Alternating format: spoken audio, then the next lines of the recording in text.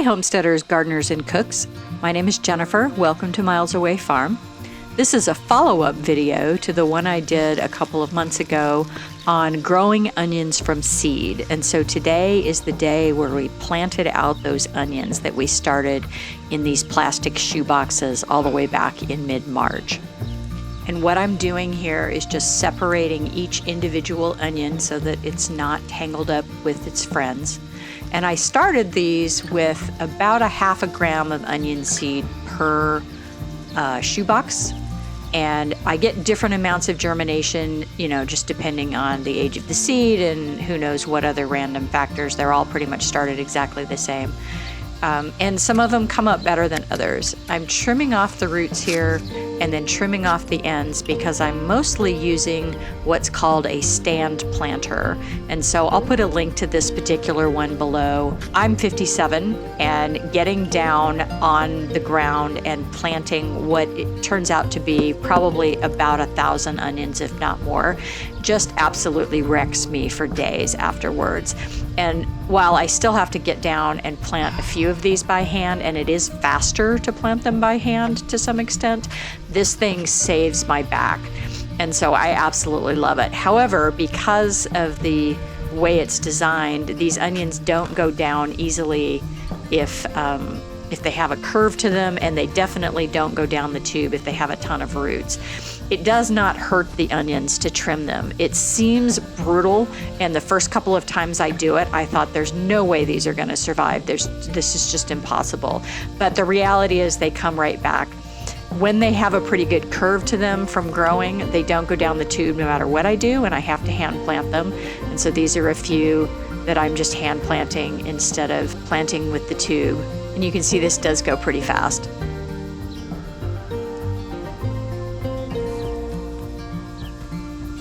But so does this. And again, definitely saves your back. You want your onions to be planted minimum of 4 inches apart. I would estimate these are 6 to 8 inches apart. And mine grow pretty big, and so I've been doing it at this distance for many years. I also like this distance because I can get a little bit of a stirrup hoe in there in order to weed if they're this far apart. If they're super close together, I get a lot of grass seed that comes up in these beds, and it is a nightmare to have to hand weed grass seed out of 3 100-foot beds, so 300 feet of onions. And so having a little bit of space between them actually makes it easier for me to mechanically weed. So you drop the onion down the tube once you've poked it in the ground, and then there's a little handle on the top that opens the bottom up and releases it. This soil is quite dry, and it's quite dry on purpose.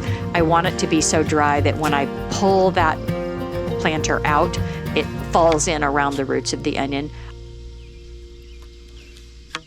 Ironically, the very last shot here in the center, this one stuck.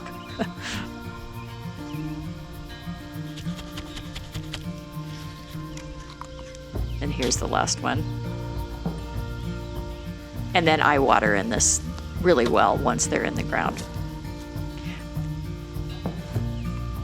My husband helped me on this day. Here's a time lapse of us working. And this turned out to be so far the hottest day we've had all year. It was 97 degrees was the high for the day on Saturday, May 20th. We started at about 7:30 and ended at about 10:30.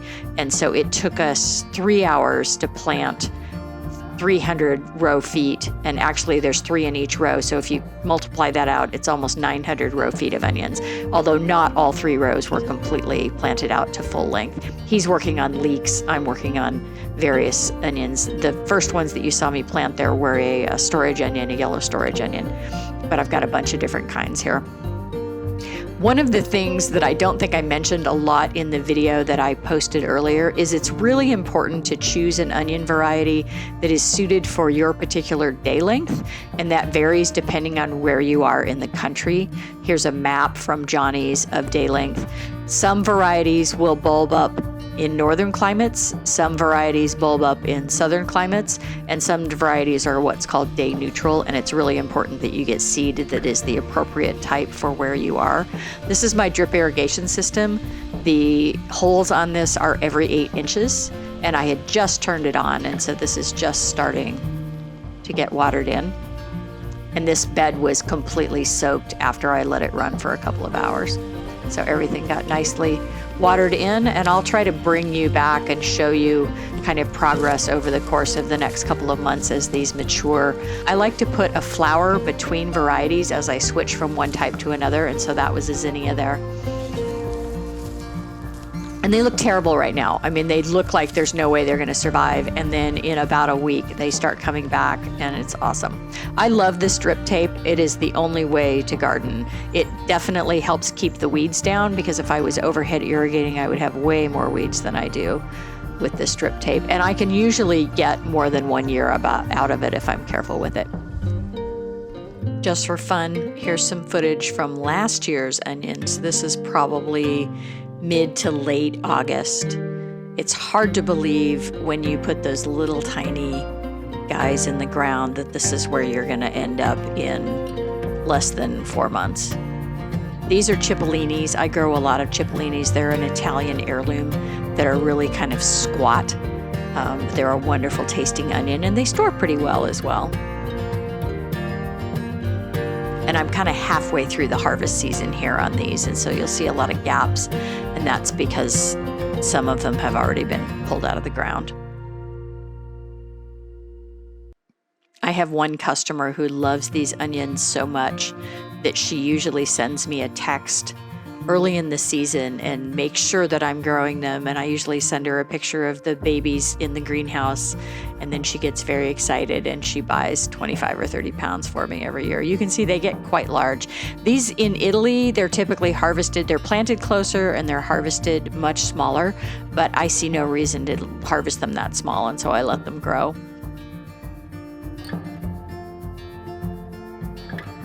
This is the Tropea, which is another Italian heirloom variety that I grow every year. I like to call them torpedo onions because they're kind of long and skinny. They look a lot like a shallot, but they're not actually a shallot.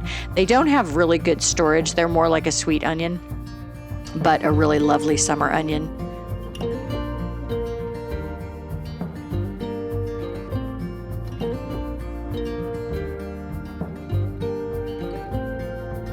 You can see my flowers there in between the different varieties. And then this is some of my storage onion. And you can see why I plant my onions 6 to 8 inches apart. If those were 4 inches apart, there's no way that would fit. Here's another glorious zinnia blooming in between varieties. That one is called Jazz, that zinnia. And then these are some red storage onions.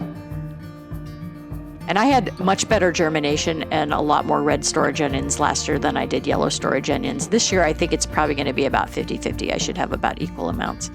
See how some of those are flopped over? That's how you know they're ready to harvest. When the top flops over and is no longer standing up straight, it means they're ready to go. One of the things I often forget to do is turn the irrigation off as onion season starts to come. And so this year I have individual valves on those individual drip lines so that I can remember to turn the irrigation off on the onions so that when I'm harvesting them, they aren't quite so muddy. It helps if the ground is a little drier when you're pulling them out, but nice red storage onion there. And then here's the leeks. Leeks are always the last thing to come out of the ground for me.